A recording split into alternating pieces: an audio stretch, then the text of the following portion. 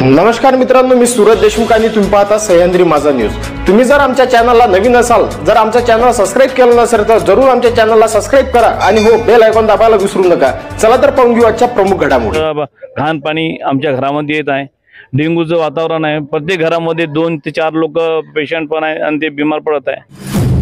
बहुत घर में बहुत बास आ रही है, रहने का घर में दिल नहीं करता। इतनी मच्छर काट रहे, छोटे छोटे मच्छर हो गए, बड़े मच्छर हो गए, क्या बोलना अब समझ में नहीं आ रहा।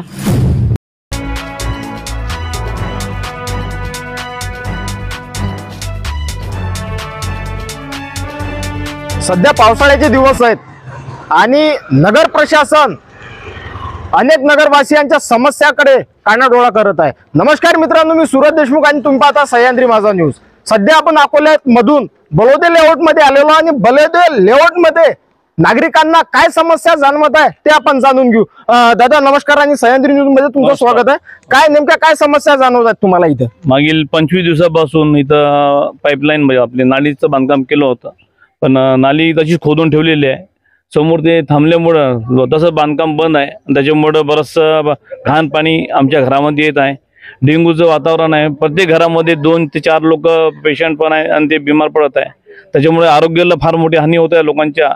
लहान लहान मुली तर खेळत आहेत, त्यांना बराचसा त्रास इथं पाण्यामुळे होत आहे। स्थानिक जे तत्कालीन लोकप्रतिनिधी असतात त्यांना तुम्ही या समस्यांकडे सांगितलं नव्हतं काय की या समस्या जाणवत आहेत आपल्याला? हे स्थानिक प्रतिनिधी जे आहे ते आले, 1-2दा येऊन गेले, त्यांनी बघून गेलं सर्व। त्यांनी पण सांगितलं की आम्ही करत आहे।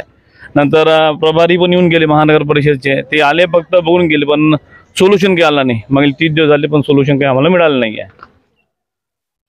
सध्या आपण बलोदे प्लॉट लेआउट मध्ये आणि आपल्या सोबत काही महिला वर्ग सुद्धा आहे, त्यांना काय समस्या जाणवतात ते सुद्धा आपण त्यांच्यासोबत चर्चा करणार। काय समस्या जाणवत येत तुम्हाला इथे?